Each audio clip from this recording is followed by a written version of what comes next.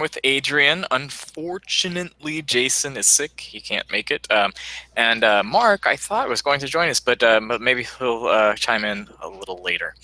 We actually have a pretty cool update. We got 3 new features that we want to show off, and we've made some pretty good progress on some important features like networking and multiplayer that we'll talk about near the end of this cast. Yeah. Let's. I think I've decided we should structure the feature demos in order of least cool to most cool. So there is a very, very cool one at the end, but let's start with one that isn't maybe not as flashy, but very, very useful, and that's the new built-in documentation for JavaScript. What are you saying that's not cool? Why are you saying that's not cool? Well, I mean, it's cool to you and I as programmers, but maybe not cool to the average gamer. Yeah, and we will talk about networking. I promise that it's not like a local news show where we're just gonna talk about tease the big story. There's a lot of other really cool stuff that we'll actually show off, and we'll give an update on how networking is going. Next up, 5 things at the park that could kill you.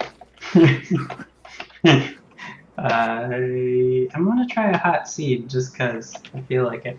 I like this seed. This is the best seed? No. Oh, well, it's gonna be a good one. Ooh, this you actually have not seen this, Stephen. This is actually something that Stephen has not seen yet. Like I redid the way that a lot of the documentation looks. Oh. I did make it look fancier. You felt like my work was not good enough, is what you're saying. No, I just modified your CSS file a little bit. Adrian thinks he's better at CSS than I am. Yeah. So that's reading between the lines. That is one of the most untrue things, actually. That's not even remotely true. You have a better eye for typography than I do, I think. No, I don't think so. I don't know. This is taking a while. There's something going on in the pre-simulating I need to look into. All right, well, it did do something. Oh yeah, it's done. It just took longer than it should have. So we're in the world. I have a cool script that I'm not going to cast yet because. Oh, I also noticed a pretty cool staff. Maybe that is feature number 2 that we'll talk about. No. All right. So there's a new little tab right here called Player, and if you are logged into your account, you can click on it, which is pretty cool. But we don't want to look at that yet. I clicked on the wrong thing. We don't want to look at this just yet. What we want to do is we want to go to Docs. So Docs. Oh, this does look great. Yeah. Oh man. So we have documentation, and this documentation is not complete yet, but there is a lot of stuff in here, which is nice because it's impossible to work with programming if you don't know what you're using. I strongly believe that one of the biggest parts of programming is knowing how to use documentation. So we have documentation now, at least to an extent. There's still a lot, but if you come in here, you can look at the different functions. You can see a short description of them and their parameters, and it tells you how much they cost and how much they cost per second. So it's pretty cool. Yeah. Everything's kind of divided up, so you can look at the different. This is for the JavaScript, of course. You could infer the Blockly from this, probably. I mean, if you're snazzy enough to be coding in JavaScript, you can definitely figure out the Blockly. But if you're just starting and Blockly is like your language of choice, it might be a little bit difficult to infer what to do from here. Yeah, but so we'll definitely want to hook in the Blockly stuff to reference this as well. We also want to try to make it a little bit more visual while you're programming. To be able to link to this would be really nice if we had like some sort of autocomplete for while you're typing, or for hovering over block to show you the description of it, all that stuff. So we'll definitely keep building this out. But someone wants to see the mana usage page. Yeah, that's exactly what I was about to ask. Yeah, that's sweet page. Actually, I really love the typography here. It's kind of you're going for like a minimalist, modern sort of empty look. Oh yeah. So in this page, I am going to write a description of like how mana works in the game and how it costs, or just to give a general overview of that. We do have a page for orbs. So we'll be filling this out as we go, but yeah.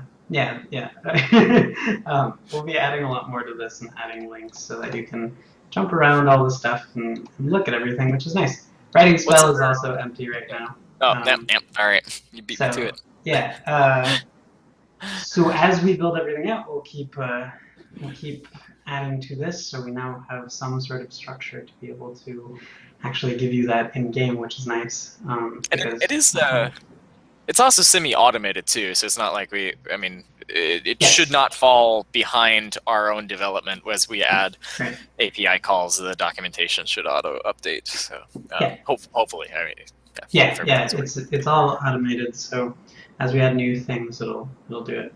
And Stephen, I don't know if you have this listed on your list of things to do, but this right here is a pretty cool thing that we added. And we can go off on a tangent about that if you'd like, because we jumped into the documentation and we saw it. Oh, the attached to world object. Yeah, so Yeah, no one actually has written with no that API one call except knows us. about it. Yeah, so Yes, we secret. made it for a different reason that we'll describe later, but it has a very cool external purpose that I can show off if you'd Does it like. actually cost 1 Earth mana per second?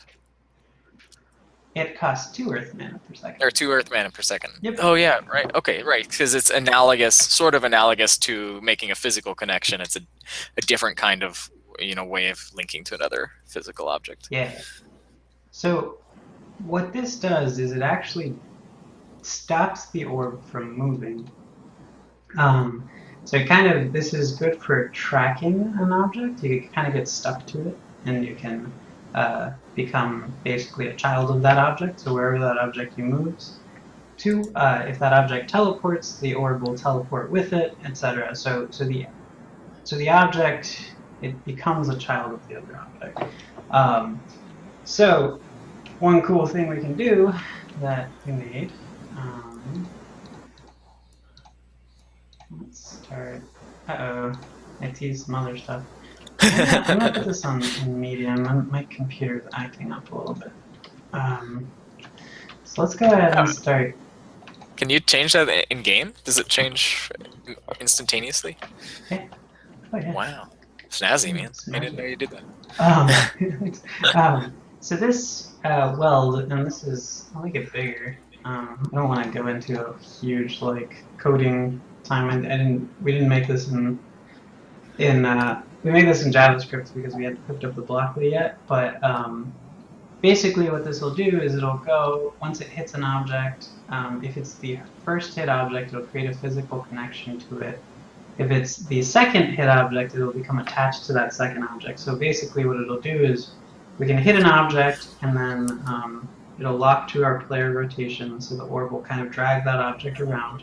And the second the orb hits a second object, the orb will become a child of that second object and kind of track it. So it'll follow it around. So let's grab this rock, and we have a physical connection to it. And if we grab it onto that rock, they should become welded, unless it grabbed onto the ground, which it might have, because I don't know if we checked to see if it was movable or not. Did it weld to the ground? So I think it might have, yeah, I think they're welding to the ground. But we can fix that.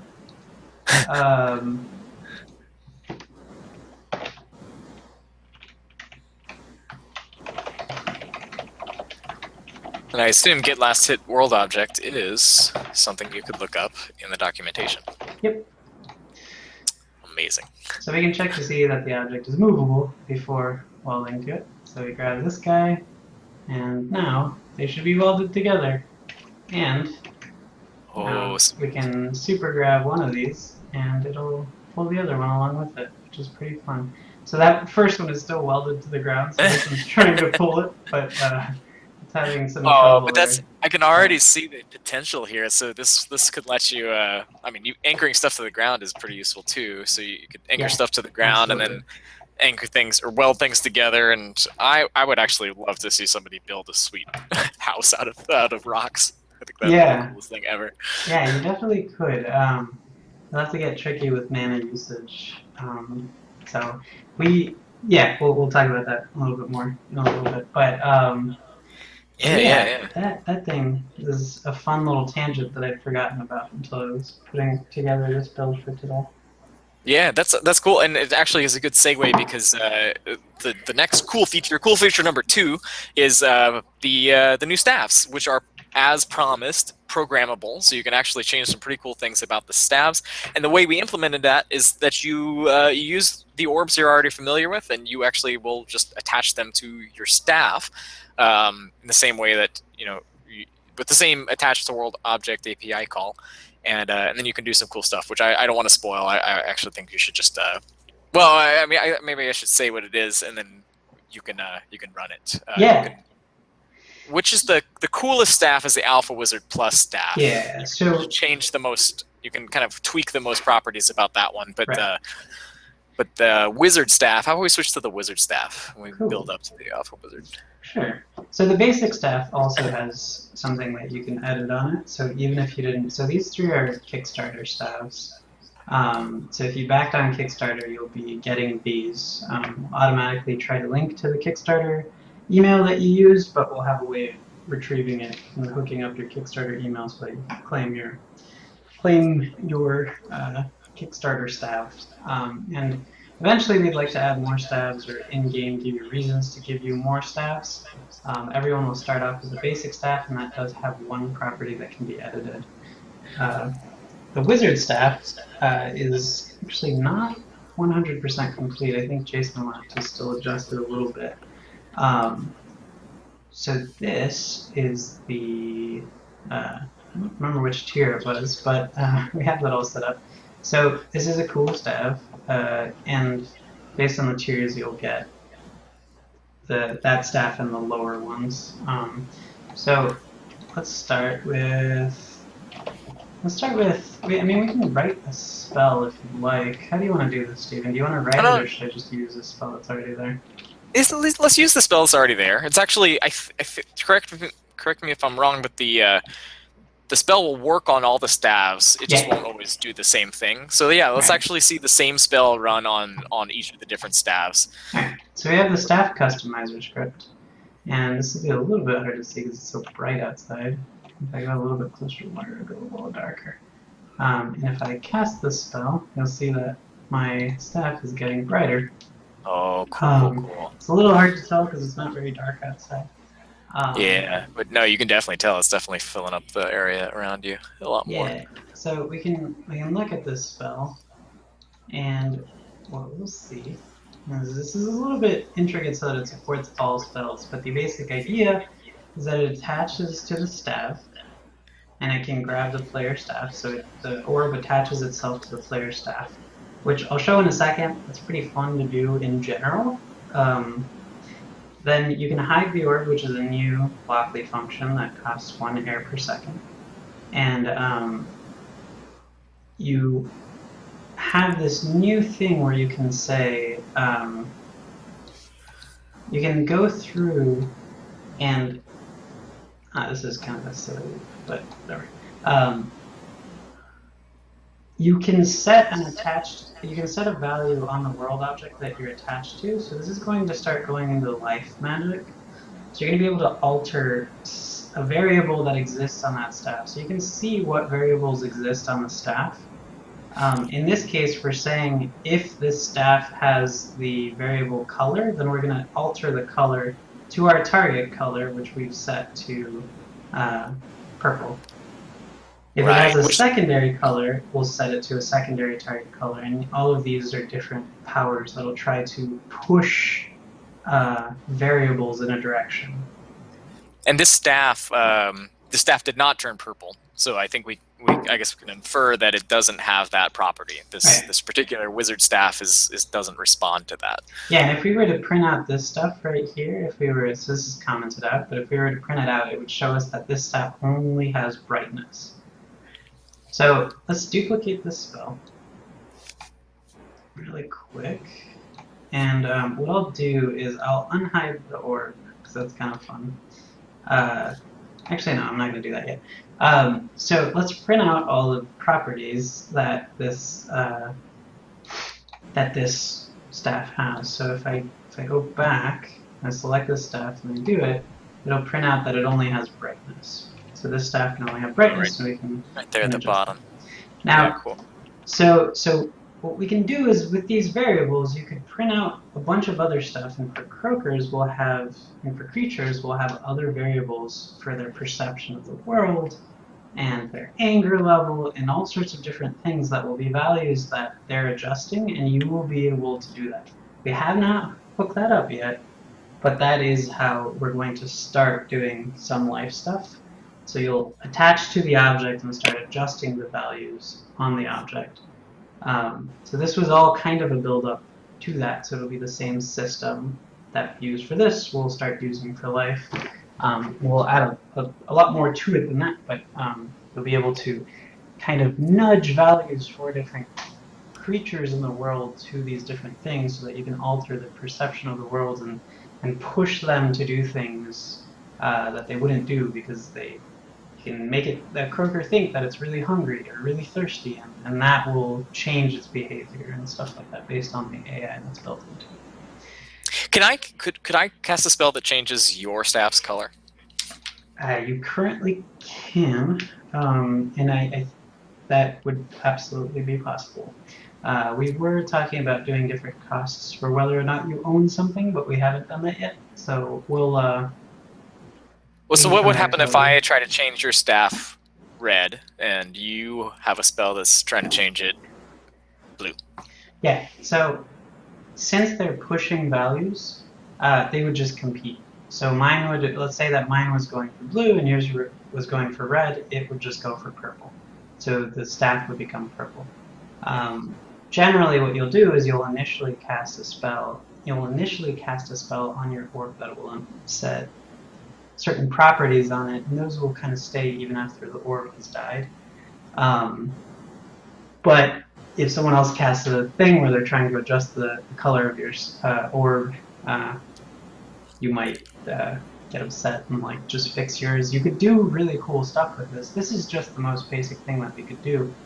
You could only affect these values, and you could check. So you could use the value, you can check that a value has achieved its target value. So you could be very clever about when to stop trying to set the value and conserve mana. And you could write a spell that you cast on your orb that does air magic and does different things and checks the world and checks the situation and changes colors or brightness based on the surroundings.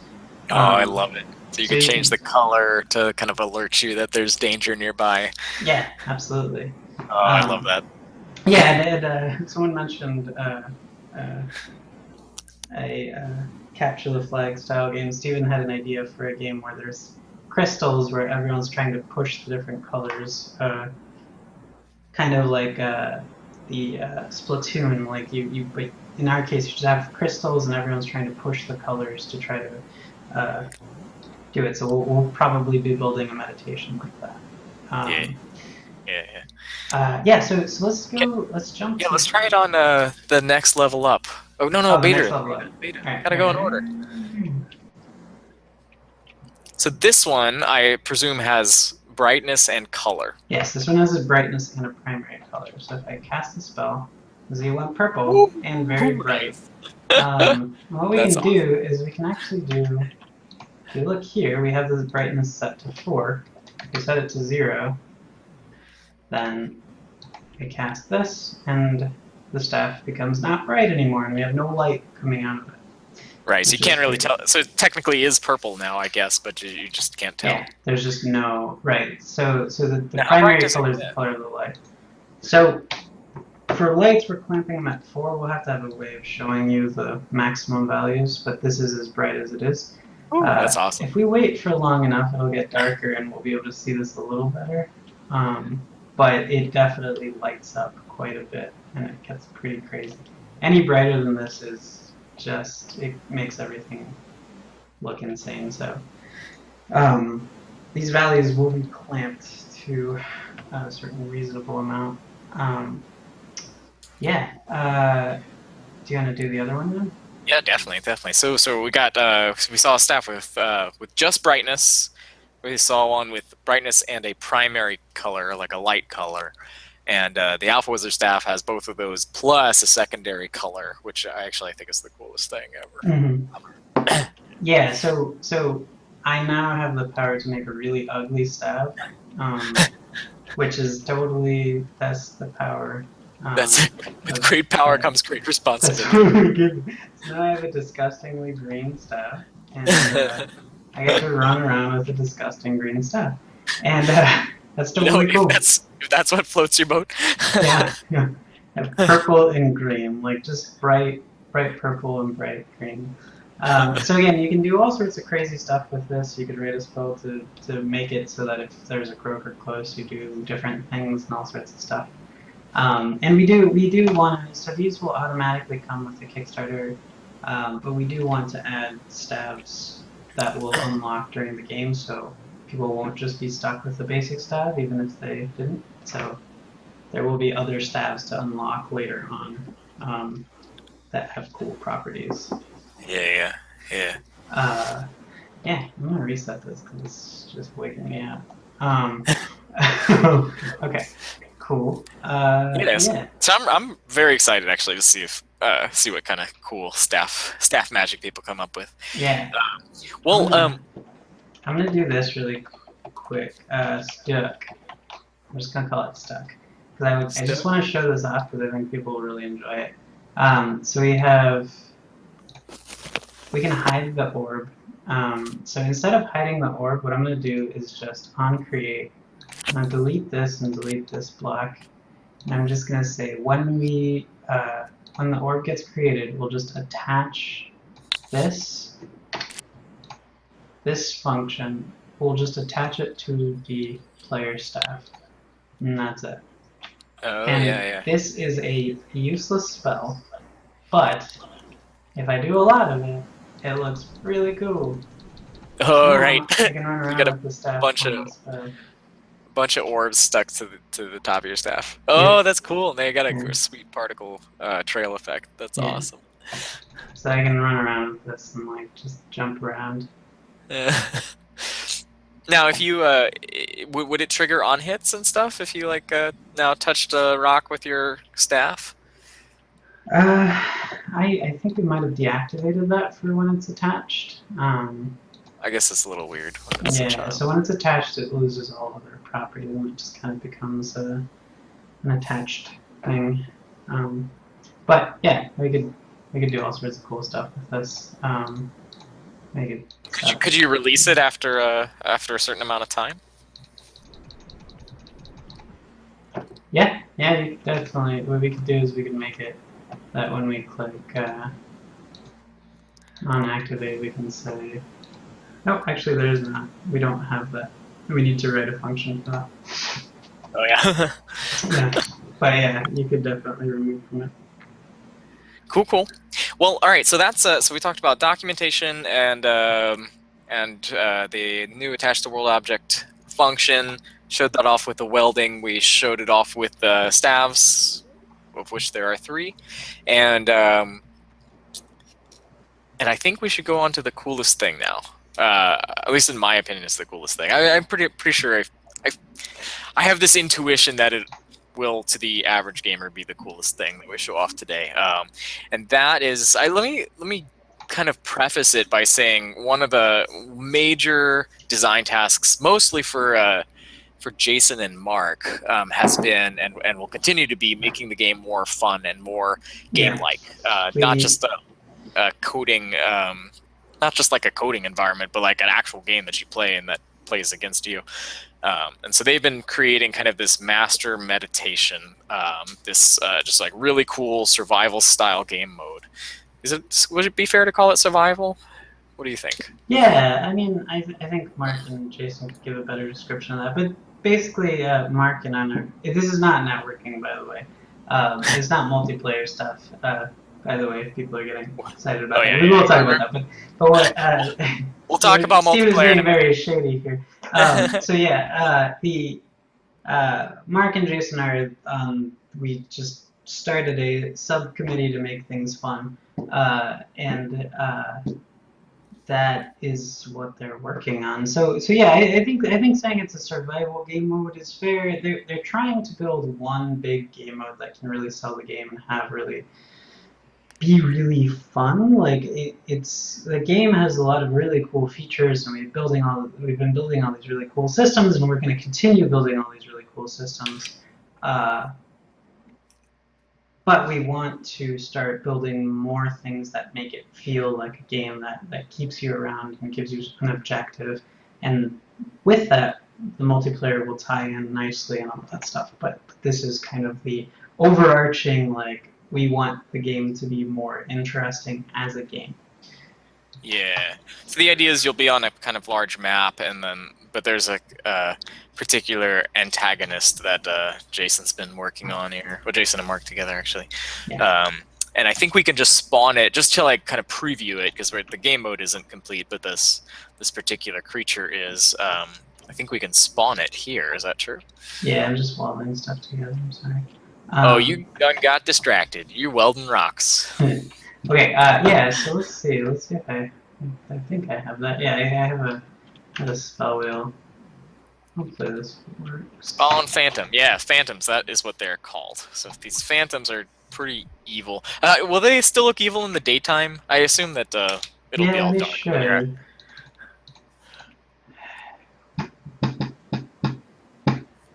So this is actually something that other people can do too. This create world object. I think that's a new.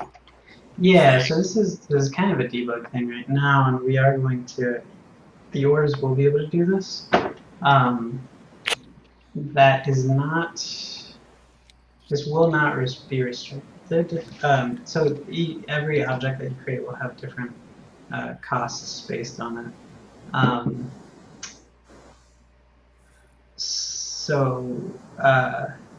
Yeah. That's not set up right now. You can do this for free. So right now I could just make a spell to like create a rock. But you need to know the names of the things, so we'll be adding that. I have a list somewhere. I haven't added it to documentation yet. Yeah, so this will end up being a fire thing right here. So I don't know what's going on, but it's not working. I'm not sure why.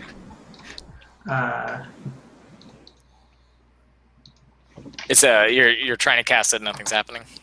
Yeah. Well, we may be able to just fall back and show off the assets in. Yeah, I'll try it in the editor. I don't know why that's not working, but it's just yeah. So there's these new phantoms. This is a phantom tower that Jason's been building, which is super creepy. Yeah, so these phantoms will kind of spawn forth from these towers. I think that's part of it.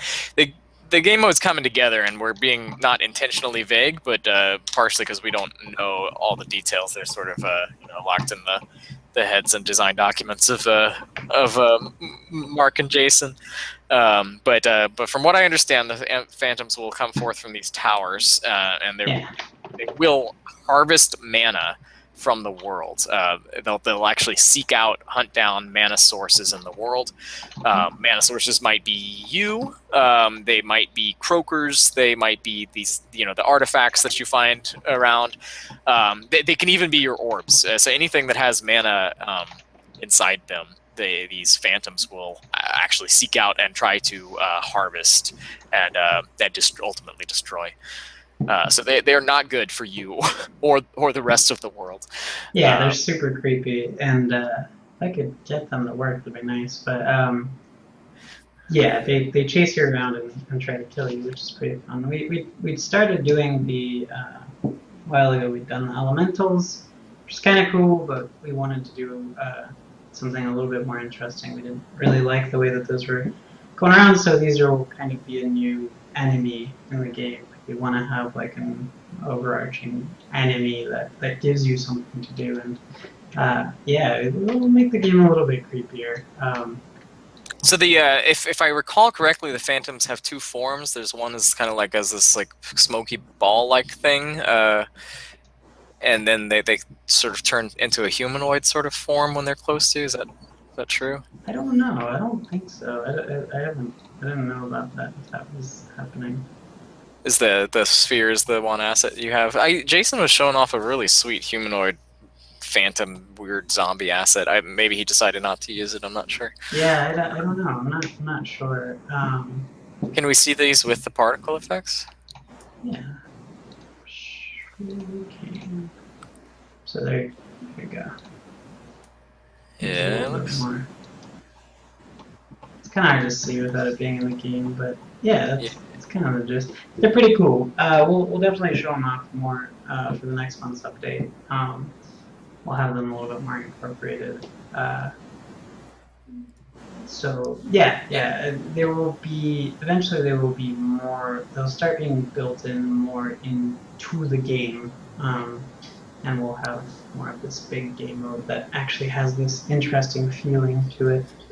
Right, and they actually like the state right now is they do actually have they do spawn and they're spawnable and they do have these kind of like mana seeking and destroying behaviors. So it is kind of a shame we can't show it off. So everyone will have to just take our words for it. Yeah. But that stuff is definitely has come along quite well, and so the high level idea here is that it's going to be a pretty sweet game mode where you have some stuff to fight and things that are killing you and things that are screwing with the world, and you have to save the world. Yeah. Yeah, you just have to save the world. It's not a big deal. Not a big it's deal. Not a big deal. Yeah, don't brag about it or anything. Whatever. But yeah, so that's right. So that kind of concludes the section of this cast that's about what has been done. That's documentation, in-game documentation, the programmable staves, the various staves for various Kickstarter levels, which you can access in-game, and the phantoms, which couldn't show off in-game, but at least the assets give you some idea of where we're heading with that. So let's look to the future. I know one thing that you wanted to talk about, or you wanted to actually show off, but we weren't quite able to do it. Was multiplayer and networking. Yeah, so that's coming along. Our plan is to have something out for people at the beginning of next month. So there's a lot going on there, and it's coming together. There's not too much for me to show off, just because I could show off two people in the same map, but it's not particularly interesting because it's on the same computer, and it's not particularly interesting to see, but we've made a lot of progress there. And we will have a version where at least two people will be able to run around on the same map in some form for the beginning of next month, and we'll have that up for people. There's still a lot of questions that we're still trying to figure out in terms of how we'll optimize certain things, but we're just going to keep going with that. So I feel like we're in pretty good shape. I'm hesitating. I feel like I'm being a little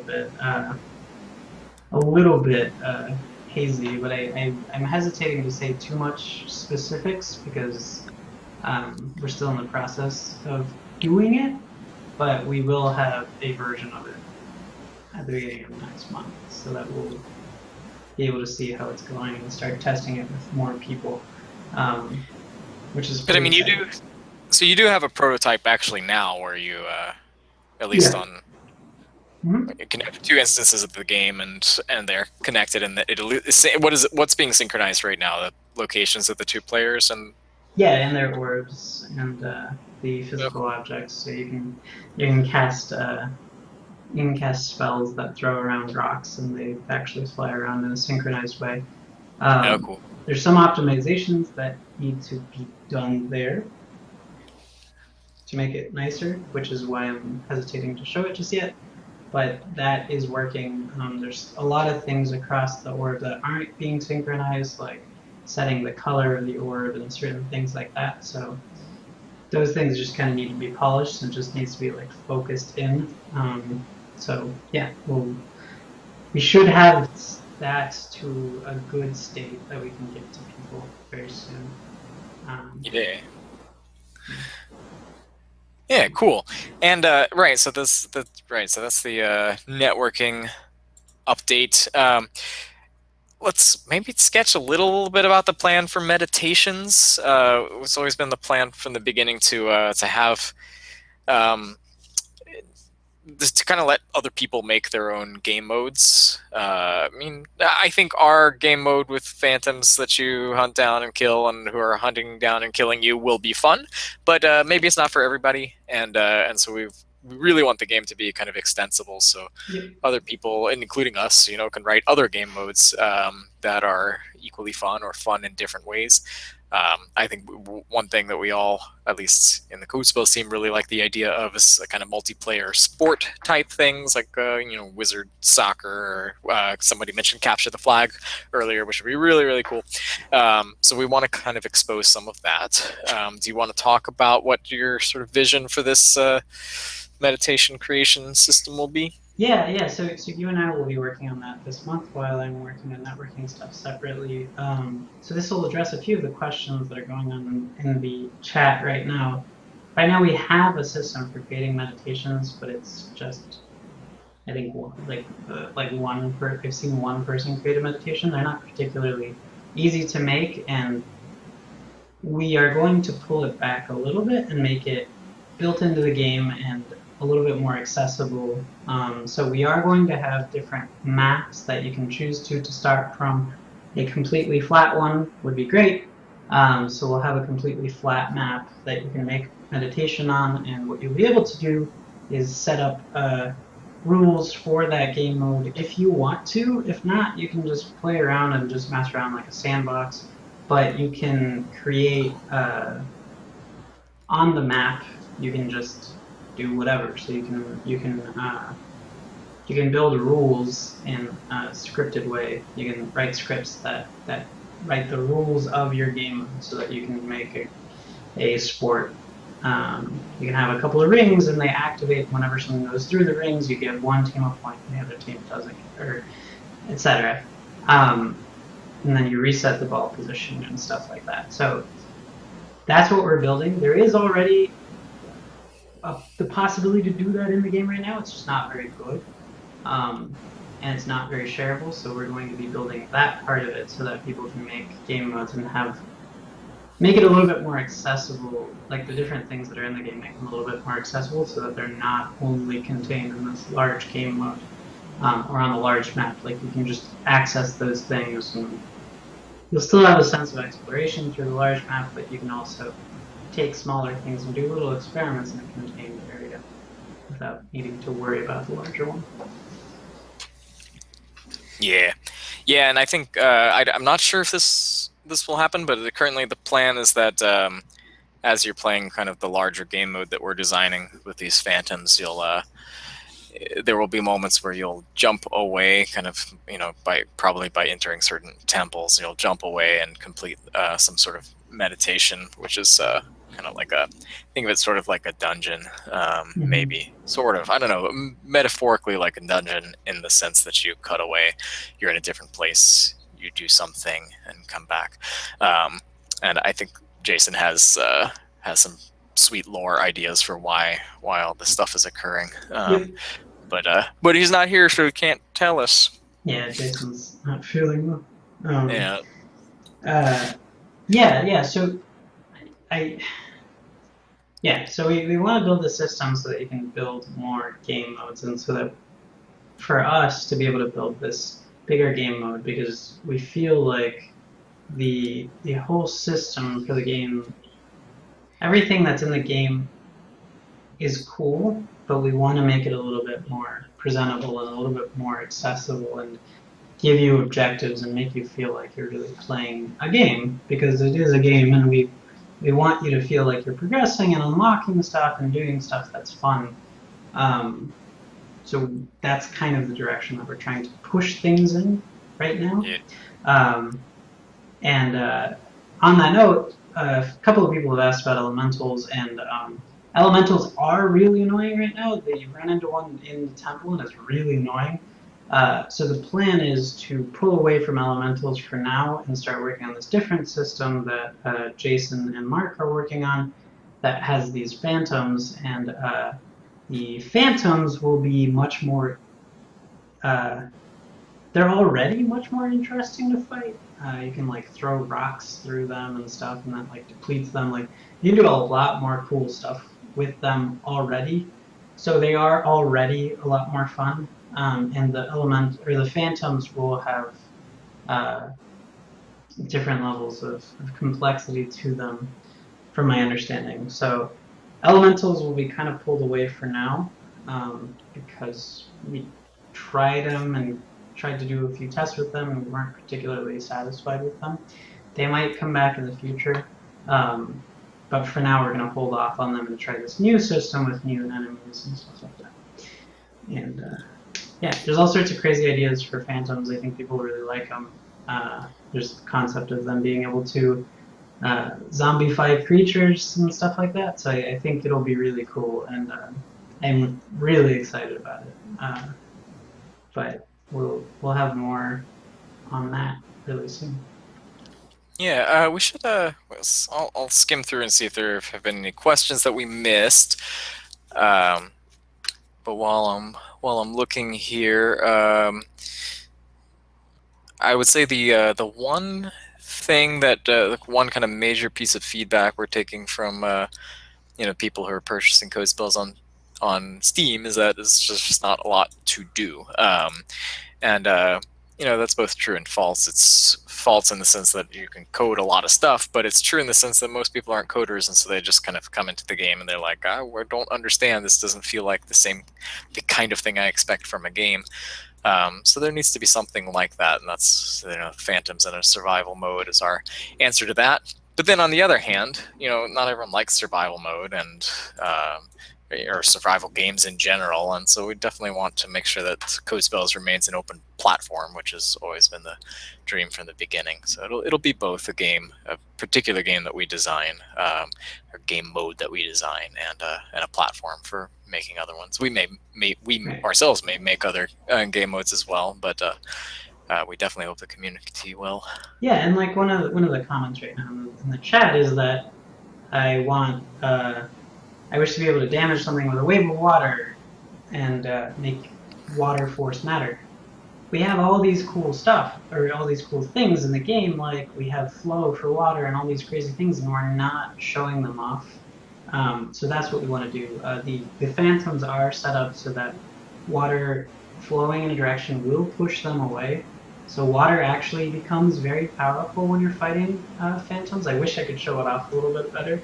I promise they're pretty cool. We'll definitely do a big thing on them next month. But yeah, like there's so many cool things that we have in the game that we just want to show off because most of the feedback that we're getting is that there needs to be more motivation to keep playing the game and more stuff to direct your magic at. So that's what we're trying to focus on, and we'll still keep adding features to smaller things and to other parts of the game and elements as we go. But we're trying to refocus at least part of our production process into this very specific purpose of saying, let's make it so that you can sit down and play a game mode that's really fun, and also be able to continue this feeling that like there's other parts of the game that you can do as well. Does that make sense? Makes sense to me. You checked out a little bit. I'm sorry. You kind of. I was saying, no. Does that make sense? But I wasn't actually sure if you were there anymore because it kind of faded out for a second. But I can hear you. Yeah. Cool. Yeah, I know. I was just skimming back through the chat log to see if there was like a question we missed. I didn't want someone to be offended that they asked a question and we didn't answer it. Yeah. So, but I actually didn't. I think I saw some questions, but I think we actually did address most of them in the flow of our conversation. One question that I saw was whether you'll be able to use seeds in multiplayer. That will kind of depend on how we're building all the meditation stuff. We would like for you to be able to set the seed. Ideally, the way that we build the meditations, you can just do a little checkbox that says this meditation allows multiplayer, or you can just invite someone into your meditation. So using a seed should be allowable for a meditation. but I can't promise that because we haven't finished networking stuff yet. But yes, we would really like to be able to do that. So that is definitely one of our goals. We would really like for you to be able to say like, I built a random game mode where the terrain is random and the things in there are random, and I want to play it multiplayer. And I don't see any reason that that isn't possible based on everything that we've done with networking so far. Yeah. But I can't promise it yet because it's still a little bit far away. But I will say Yes. that we really, really, I would say yes. We would like to do that, and I can 90% confirm that that will be possible. It's funny. Anyone who's like come to all of these updates knows that Adrian never actually says yes to anything. He hates Yeah, to like he. Actually, it's a good quality. He I doesn't like live to in say fear of disappointing people. exactly, I exactly. So just he don't never want to confirms disappoint. anything. So he never has to say, "Oh, I can't do that." Um, but Adrian's actually a phenomenal programmer, Well, and I don't want to. Oh, thank you, but I don't want to promise something that I don't know.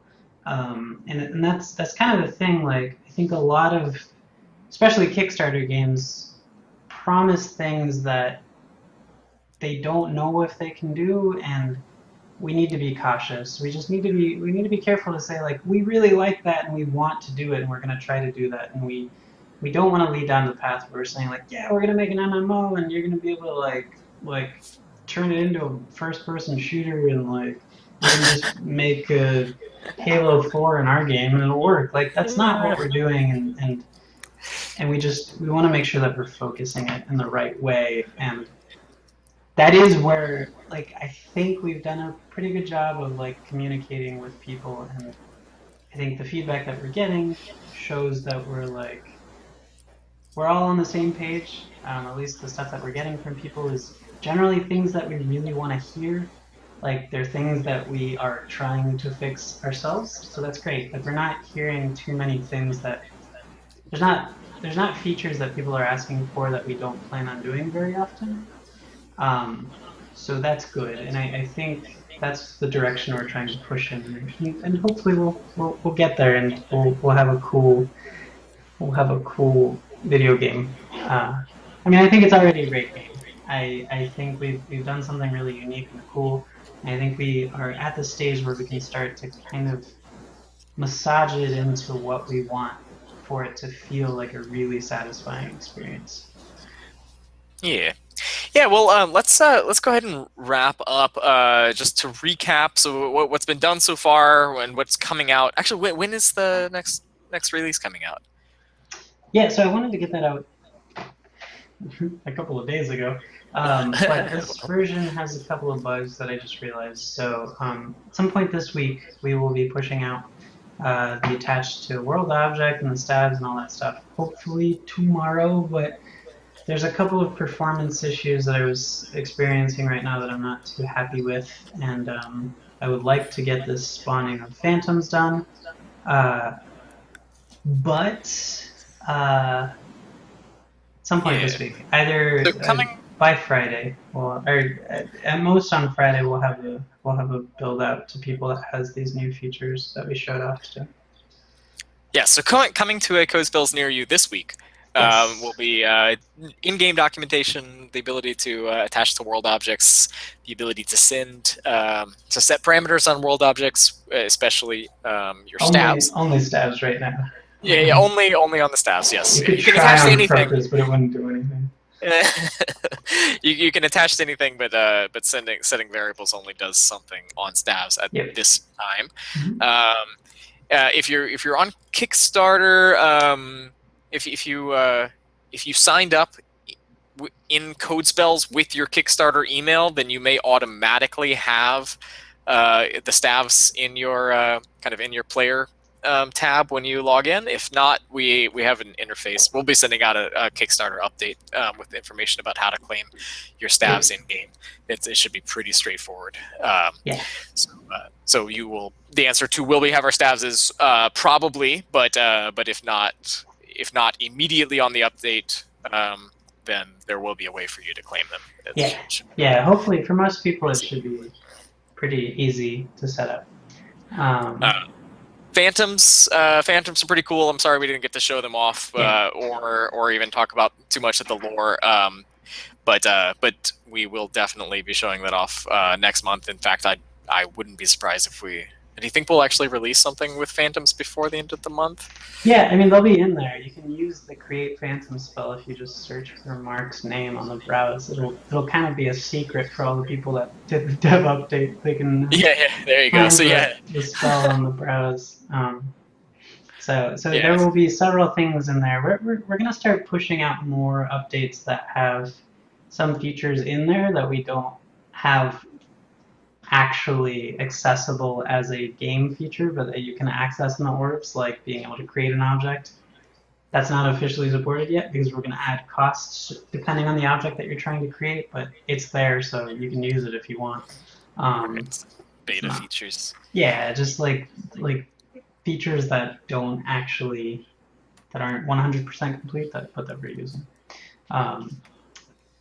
Yeah, Mark is the other programmer that's working with us now. There was one really important question, which is what do I like on my pizza? And Yeah, I've always wondered I this about you. actually don't like pizza. No, I'm just kidding. I'm Woo! not a monster. Um, I like mushrooms and tomatoes. I do like Hawaiian pizza. Someone mentioned pineapple. I'm a big fan of like spicy Hawaiian, which is pineapple, Canadian bacon, and jalapenos. Pretty solid. Pretty solid experience right there. Yeah, it's all this talk is making me realize we don't spend enough time in our monthly updates talking about food. We should actually kind of extend the default length of the update by about 30 minutes and have some food talk at the end. Yeah, we'll just do a different food update, Yeah, and I can yeah. like be in the kitchen and just like cook something. This is brilliant. Actually, maybe we shouldn't even talk about CodeSpells at all. Let's just talk about Yeah, food no, the whole yeah, time. yeah. Set that up. I'll definitely meet you there, Steven. Yeah, definitely. Cool, cool. All right. Uh, But moving forward, plan for this month is I guess there are 3 parallel plans starting now, and they won't all be done this month, but they'll be our primary focus between now and the summer, and that is networking. That's Adrian's main focus. They'll be building this main game mode. I shouldn't say main, but it's at least our first game mode, first polished game mode. yep, And that will involve Phantoms. It's a kind of a survival game. yep. And we'll also be building the ability, kind of the tools, or really making available the tools that we use for making meditations in game mode to everyone else, to Yeah, all and the making it players. a part of the game as well, because it doesn't feel like a part of the game. And we want the experience of creating games to be a part of the game itself. Super Yeah, meta, like 10, super meta. 10 million% meta. um, Yeah, well, you and I have been making meta games since like college, right? And wasn't that our first project we worked on? yeah, It yeah, was a game for making games. it's Well, like it actually was pretty much CodeSpells. it's like a game for us. Wow. Now that is meta. Okay. All right, all right. Anyway, as always, thank you everyone for coming. Yeah. Really, really appreciate all the support, and we're definitely looking forward to seeing you next month. Y'all are awesome. Yeah. Seriously. Please feel free to hang around and continue to talk about food in the chat. Yes. That is totally necessary. I'm a big fan of Segfault Bar. Just gonna put that out there. All right, bye All right. everyone. Thanks Thank you everybody. again. Bye.